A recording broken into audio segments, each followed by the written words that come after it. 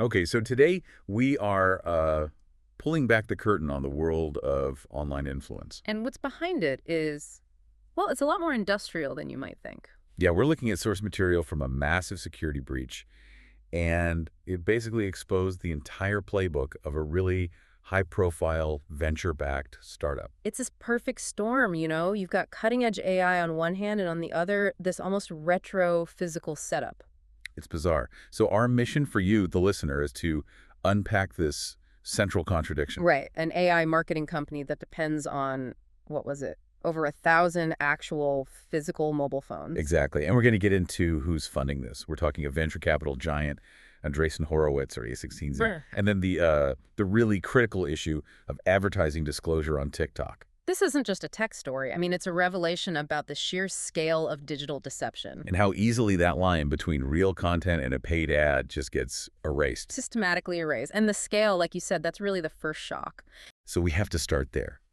The physical commitment for this digital operation it's just staggering. So the company is called Doublespeed. Right, Doublespeed. Mm-hmm. And when you hear they're backed by A16Z, you immediately think, what? You think pure software, elegance, cloud-based, scalable AI models. The last thing you expect is hardware. Which makes what the security hack revealed so shocking. The whole thing runs on a phone farm. Exactly. All that VC money, all the AI branding, and it's physically tethered to this huge infrastructure. It's like a digital factory floor. And let's get the scale right for you listening. This isn't just a few phones on a rack. No, not at all. The source material says the farm had 1,100 mobile phones. 1,100. And that infrastructure was managing at least hundreds of AI-generated social media accounts. Okay, so let's dive into the technical why here. If you have world-class AI, why on earth do you need 1,100 physical phones? Why not just use virtual machines? Because platforms like TikTok are smart. They're really, really good at spotting basic automation. They're anti-bot systems. Yeah, exactly. They look for digital fingerprints. If they see tons of traffic from one server or the same block of IPs, it's an instant red flag. So what's a digital fingerprint in this context? It's a unique device ID, a unique IP address from a real mobile carrier.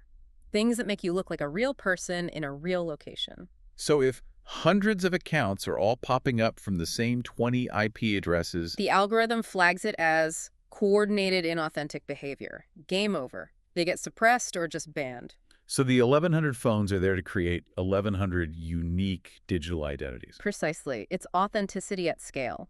Each phone gives an AI account the hardware signature it needs to look like a real consumer. The AI makes the content. And the phone provides the digital body, the IP address, the device signature, everything. That's the crucial link. Yeah. I mean, it completely reframes how you think about digital influence. The real work isn't just the AI, it's the analog infrastructure designed to hide it. And it's an evasion strategy funded by one of the biggest VCs in the world. Which brings us to what they were actually doing with all this. Right. What was the goal of these hundreds of AI accounts? Right. So let's shift from the how to the what. And the platform, as the source material makes clear, was TikTok. And these AI influencers weren't just posting for fun. No, this was all commercial. They were designed to promote specific products. They look like regular users, like teenagers, recommending something they just happen to love. And this is where the ethical bombshell drops. It's all about disclosure. Exactly. The source material is very clear.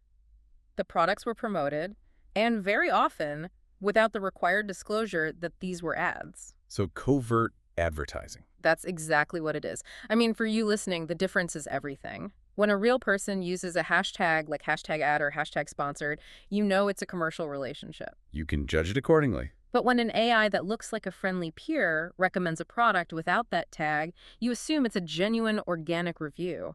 This operation systematically exploited that trust. And this wasn't just a small test. We're talking industrial scale, backed by a firm like A16Z. What does it say when that level of money is funding an operation based on, well, on hiding the ball? It raises some really uncomfortable questions. It suggests the deception isn't a bug, it's the feature. The business model depends on it. It has to, right? If they all use the hashtag ad tag, their engagement would probably plummet. The whole return on investment would just collapse. So top-tier investment is fueling a system designed to bypass the basic rules of honest marketing.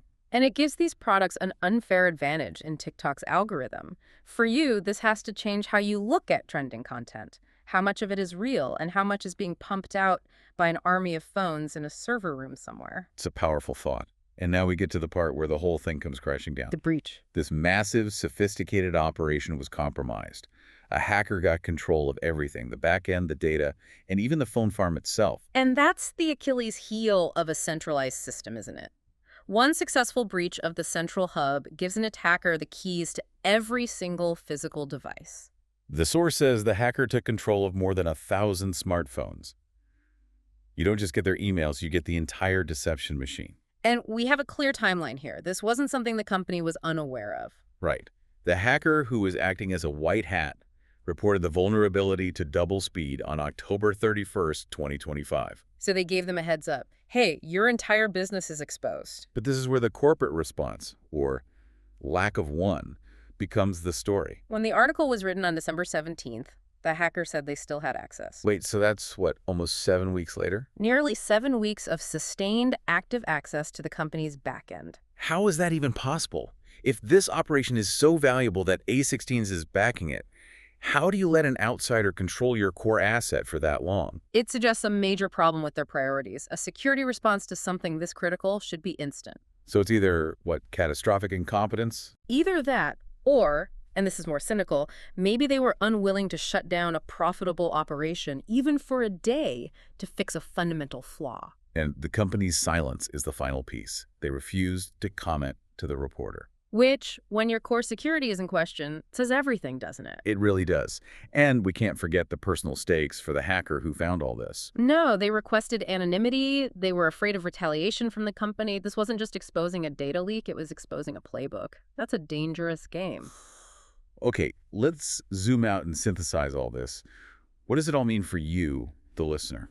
I think there are 3 big takeaways. First, AI influence isn't just code. It's industrial and physically grounded in things like this phone farm. It's not magic, it's hardware. Second, this kind of deception is being validated as a business model by top-tier venture capital.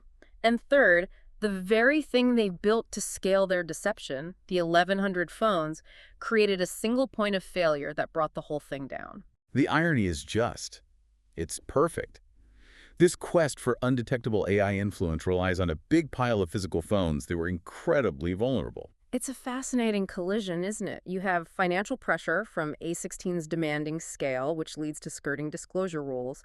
That requires the phone farm for evasion, which then leads to a complete breakdown in basic security. So this deep dive really gives us a concrete look at the physical reality behind flooding TikTok with artificial content. And it shows how a security failure didn't just expose data, it exposed the very foundation of the commercial deception. So, as we wrap up, here's a final thought for you to mull over. The hacker reported this critical vulnerability on October 31st, but still had access through December 17th. Weeks and weeks. What does that sustained silence and compromised status tell you about the company's real priority? Was it securing their infrastructure and protecting consumer trust? Or was it just keeping a profitable machine running, even if it was on borrowed, completely insecure time?